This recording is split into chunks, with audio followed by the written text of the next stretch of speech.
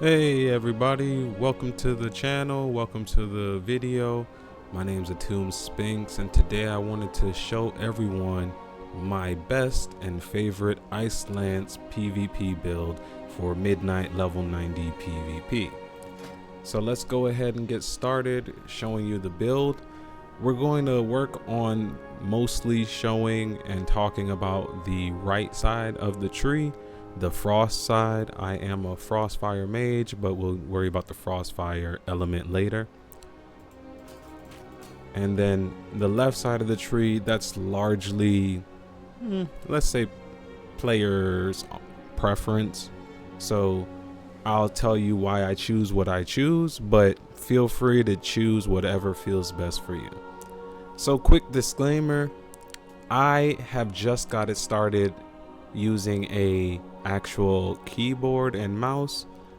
I've played WoW for like 15 plus years, on and off of course like most people, but in that time I was only playing on a laptop and was using the actual laptop pad. I'm left-handed, I've never really been that great with a mouse, so this was one of the first times of me getting used to playing any game on a mouse and keyboard. That being said, that was a few months ago. As you've seen if you've watched any of my PvP videos, I've gradually gotten much better and grown accustomed to it. But that being said, I had to make sure I built my character and the way I play based on how I enjoy and not what, I don't know, some rank 1 gladiator told me is the best. So if you like my build and want to understand how I do or play or do what I do just like me, well, continue watching the video. Let's go through these talents together. I'm going to assume that most of you are aware of what a Frost Mage is, and for this build we are going to be focusing on 3 key elements of being a Frost Mage, not to mention our actual Frostfire spec, but we are going to focus on using Ice Lance for this build. Ice Lance is our big burst. It replaces Fire Blast for those of you who use Fire Blast. It does at level 90 for me in the gear I have right now. I don't have full PvP gear yet, but I will have the full honor set by the time this video comes out. But my Ice Lance hits normally for about 4,000, but it works with the new freezing mechanic for Shatter. So it'll shatter 5 freezings as maximum on our target. That will multiply the damage. I believe it's by about 600 damage per stack of freezing. So our Ice Lance, for me, I typically see a crit of my Ice Lance. It really depends on what the gear of the person is that I'm fighting, but I've seen huge crits up to maybe like 30k on an Ice Lance. I don't know where the math modifier is coming from. Maybe it's from some different buffs, but Ice Lance really hits hard. It hits like a truck, especially with this build. So we take Ice Lance, of course, that's no brainer. As I mentioned before, because I just got used to using a mouse, I still like to have my moves targeted at my opponent. I don't want anybody to just have the ability to run away while I'm trying to aim up my mouse to drop my blizzard on their head. So when my blizzard becomes instant cast from another talent that we have, I just click it and it's already on top of whichever enemy I am aiming at. Alright, so we get that blizzard. Now, Fingers of Frost, that's the main mechanic that is working with Ice Lance. Frost Bolt or Frostfire Bolt has an 18% chance to grant a charge of Fingers of Frost. Fingers of Frost causes your next Ice Lance to deal shatter damage equal to 5 stacks of freezing and does not consume freezing stacks. Alright, and that's a maximum of 2 charges. You won't need more charges than that. It refreshes really quickly, but we're going to go ahead and keep moving along. And we're gonna grab icicles. I don't know any build where you can't use icicles, but Glacial Spike is one of our new moves. It's amazing. It's a big burst damage. I'm going to leave up most of these talents on the screen so that way you can read through them and understand them a little bit more. I'll tell you some of my combat scenario setups, and then we'll keep it moving from there. But I get Icicles, gives you Glacial Spike. Glacial Spike hits like a truck, and then when we get our talent later on, it also shatters, so that's even more damage. I love to get that. I love to use Glacial Spike every time it comes up, and I love that it also transforms in the middle of casting a Frost Firebolt. If you get the stacks, it'll change it to an Glacial Spike for a big crit, so it's amazing. We get Frostbite. When Frost Firebolt critically strikes, it applies 1 additional stack of freezing. Each stack of freezing that you shatter deals 534 damage to nearby enemies. This is good because when we're in a random battleground, if people do stack up, you know, we throw an Ice Lance, it shatters, it hits everybody around. Sometimes I get honorable kills just off of just that random splash damage, so it's great to have that. Alright, so do not run Cold Snap, period. I don't need to explain that. It's 5 minutes. You don't want to use that. It's old. Glacial Bulwark is what we're using. That gives you Ice Block and Ice Barrier now have an additional charge. You will love that. Frozen Orb, that's also one of our main mechanics, going with basically these 4 things right here at the top is what we're really built on. And Ray of Frost. Ray of Frost, amazing. But that first portion of the tree is avoidable. So we'll get Ray of Frost. This is our main damage dealer. This is our 1 button delete. If anybody adds any type of cooldown or PvP trinket onto it, it will just destroy any opponent. I've taken people's health down from 100 to 0 with 1 click of that button and maybe 1 Ice Lance to follow up and shatter the stacks that Ray of Frost adds. Because as you can see, it applies 8 stacks of freezing over its duration. That's really helpful. And that being said, because we want this to be as strong as possible, we always take Frigid Focus for PvP. That just gives Ray of Frost 30% additional damage. It's boring, but it gets kills. We add Haste. We get Everlasting Frost, which allows our Frozen Orb to grant 1 stack of freezing or Fingers of Frost. Damaging 1 or more enemies with Frozen Orb has a 3% chance to grant Fingers of Frost. So you throw your orb in the middle of a group and you're just stacking up 3% chances, and you'll be having a lot of Fingers of Frost. That's what this whole build will be built around. Alright, Freezing Rain. Your Frozen Orb makes Blizzard instant. Yeah, that's definitely something you want. We're going to get White out, which makes Ice Lance reduces the cooldowns of Frozen Orb by 0.5 seconds, increased by 0.1 second for each stack of freezing. We're going to have a lot of freezing, especially at level 90. We get Ray of Frost with an additional charge, so you can literally run into combat, start with a Flurry, shoot your Glacial Spike, which most likely will already be queued up because you were out of combat, and it generates so you've already took a big chunk of whichever enemy you're aiming at by Flurry 1 time, Glacial Spike, and then from that, anything that procs from there, I always would say click, but typically if nothing procced, meaning you don't have a brain freeze or a free Ice Lance, you want to click Ray of Frost. You click Ray of Frost, you let it run its full time unless you have to move because of some positioning reason. And then as soon as you've finished that first Ray of Frost, you want to use something like an Ice Nova or a Ice... this is Ice Nova. Frost Nova or an Ice Nova. Ice Nova is the long distance range. Frost Nova is the up close range. You do the Ice Nova if they're far away still from you after you've completed your Ray of Frost. Ice Nova, drop the Comet that Ray of Frost just became. Now they have to sit into the full Comet drop from Comet Storm. and including the meteor at the end. And then if all of that didn't kill them, maybe they have some healer in the background, you hit them with a Ray of Frost again. And that alone, that level of damage, there's no real coming back from that. Like I said, if they have a healer, that's one story, but Ray of Frost just does huge damage. You basically reset right after that last Ray of Frost. And of course, anytime your procs are up, that's what you're shooting. You're shooting Ray of Frost, Ice Lance, Glacial Spike, Frozen Orbs. And then after Frozen Orb, Blizzard. All of that is just so much control, so much damage. That's how you see me in some of my videos doing 16 killing blows on healers sometimes.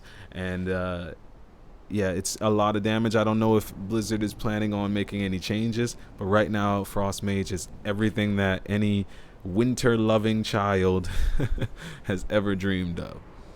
But that being said, because we're going to be just spamming Ice Lance anytime there's freezing stacks, we're going to use Whiteout, and that's going to reduce the cooldown of Frozen Orb.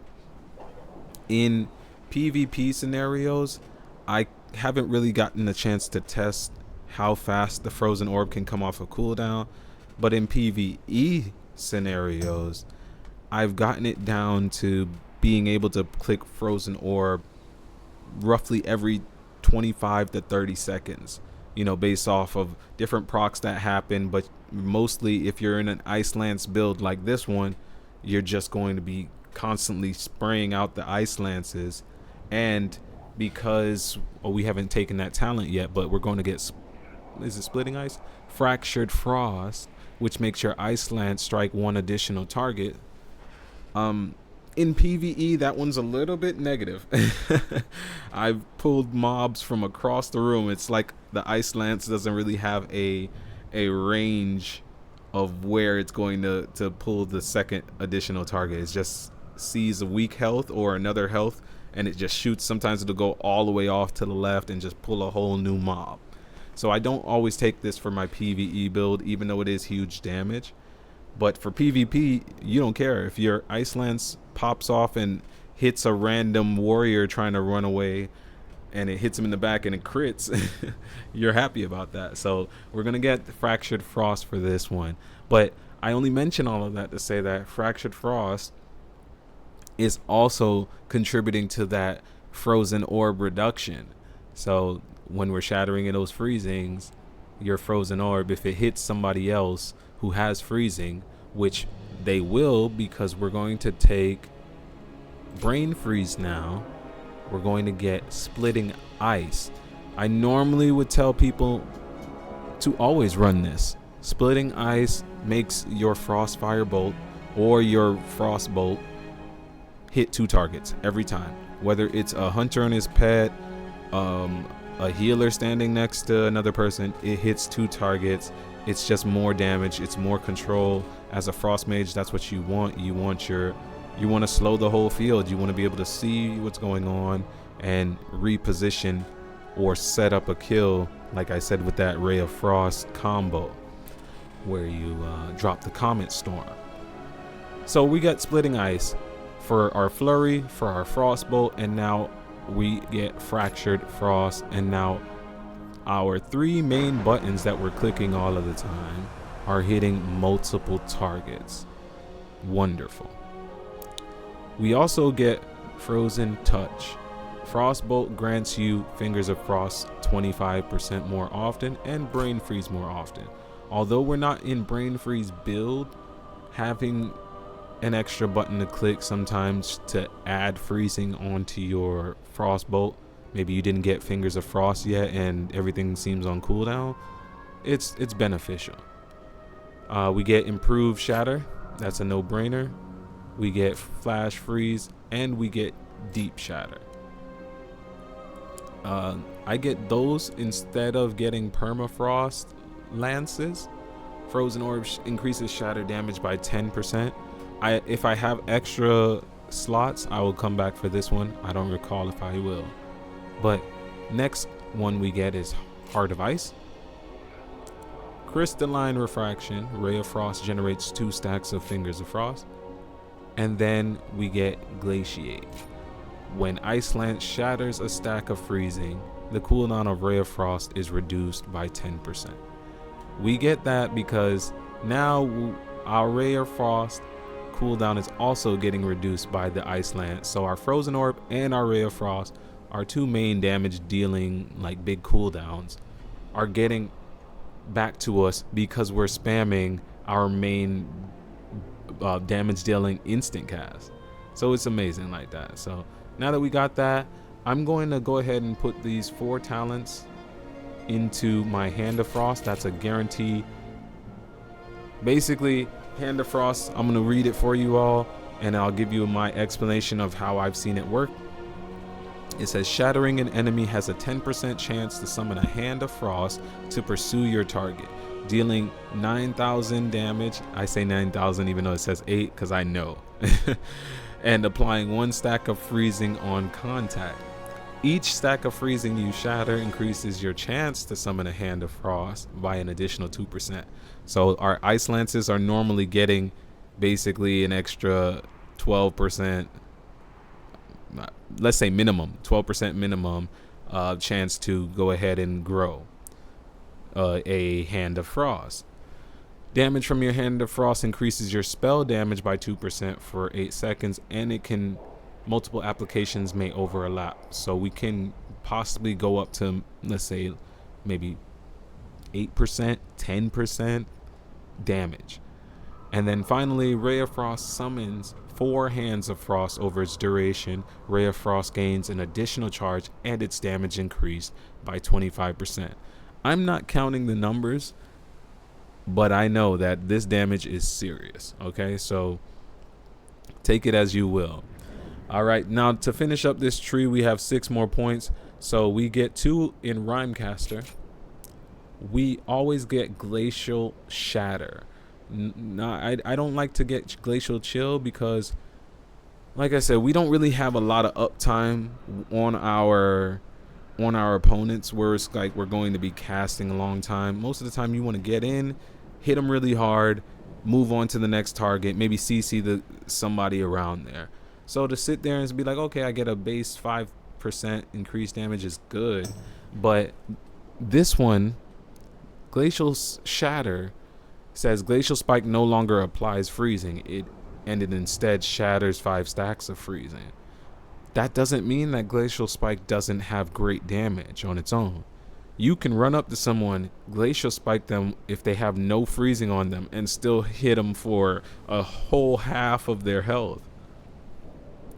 All this is saying is that if you shatter, or if you have shatter or freezing on them, Glacial Spike will now get that additional bonus damage of up to 5 times, basically. So it's always a huge burst whenever you get the chance to clash Glacial Spike. I don't really get Hailstones, and the reason why is because if you were in arenas, I would say potentially get Hailstones. You might have a lot of uptime on your opponent. You're in the combat from the start of the arena until somebody dies. So your glacial, your ice spike or your glacial spike will not be generating as fast as it normally would. When I'm in a battleground, I might run from farm to stables. In that time, while running from the farm to the stables, my glacial spike has already charged up. I'm ready that the first person I see can get a glacial spike right to the face. Or, you know, if you're in the arena, hailstones would probably be best because it loads up slower while you're in combat, and you're going to be in combat the whole time. So for me, I like battlegrounds. That's why I'm just like, no, that extra 1 second is unnecessary. I'll get out of combat and it'll come up fast enough. But a benefit also is that, like I mentioned before, our Frostbolt or our Frostfire Bolt, if you get a glacial spike, not proc, but if it maxes its charge in a time while you're casting Frostbolt or Frostfire Bolt, that spell will automatically change into a glacial spike, and it's really cool when it happens. You don't have to. So I'm already 0.5 seconds into casting a Frostbolt at somebody. Frostbolt normally might hit for, I don't know, just a normal number like a 10k. That's great, but still, it's just 10k. But when it turns into a Glacial Spike halfway through its cast, it's now potentially going to shatter whatever on that opponent or that enemy. And Glacial Spike, as you saw before, it hits for, on its base, 40k damage. So it's really magical when that happens. Alright, so now we're going to go ahead and get the Comet Storm. That's big on our Frostfire build. We normally would get Glacial Assault. I'm trying to think if I want it for this build. We have 2 more points. What you could do, we don't really focus on Flurry for this build, so that's why Glacial Assault's not always the best. The Comets aren't great because your opponent can move out of them, but like I mentioned with the setup earlier, you want to use that Icy Veins or Icy Flow to go ahead and freeze them in place before you do Comet Storm after your Ray of Frost. But with this one, anytime you do Flurry, it can kind of just randomly drop a Comet, and I've seen it miss. I'm not certain I'm going to go ahead and get it this time, when I could just get an extra boost to my damage, or a Water Elemental, or get that Hailstones that I mentioned. But what I'm actually going to grab right now is I'm going to get that Permafrost Lances, where your Frozen Orb increases the Shatter damage. We definitely are going to want that. I'm still not really worried about the Frostfire Bolt and its Flurry critical. So my options are Glacial Assault. Flurry has a 12% chance each hit to call down an Icy Comet. Or we can get a Water Elemental, Lonely Winter, or Hailstones. I prefer the immediate damage of Lonely Winter. So that being said, that is the main portion of the Frost talent tree build. From there, we're going to move into the Frostfire portion. This is pretty straightforward. We're going to get everything by the time you hit 90. It's just really just 2 flare of preference points. For me, I get Elemental Affinity over Flame and Frost. Flame and Frost, Ice Block, and Ice Cold reset the cooldown of fire spells. That's cool. That's not bad, actually. Either one, like I said, it's a preference. For me, I prefer Elemental Affinity. Just give me a baseline shorter cooldown on my Dragon's Breath, because that's the only fire spell I actually have. Alright, and then the other one here that's an option is between Meltdown and Imbued Warding. Imbued Warding wins out every time.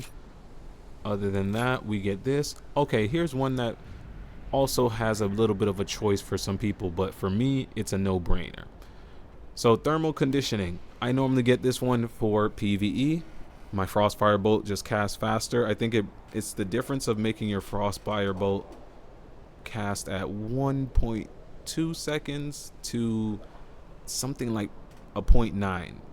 So that's really good. That's a lot of it's significantly faster. It's under a second. But Frostfire Empowerment stacks 1 additional time. Let me read you Frostfire Empowerment. Frostfire Empowerment. Casting Frostfire spells has a 10% chance to activate Frostfire Empowerment, causing your next Frostfire Bolt to be instant cast, deal 60% damage, or 60% increased damage, explode for 80% of its damage to nearby enemies, and the damage is reduced beyond 5 targets, but when are you really going to be hitting 5 targets? Damage from Frostfire Empowerment applies 1 stack of freezing. Alright, now when we get Severe Temperatures, which is the one I choose, that is now buffed to Frostfire. It gets stacks of 1. So we're talking about, we're getting an additional instant cast Frostfire Bolt. It blows up for an additional 20% of damage. So sometimes I've seen procs where, in some of my videos as well, you'll see it like my mage never has to stop to cast, because I hit Flurry, I get a proc of Frostfire Empowerment, and it's instantly 2 procs. That's what this is trying to say. It can stack an additional time. It's like 2 procs from my Flurry. I cast the first Frostfire Bolt. After that, still have another stack. I get another instant cast one.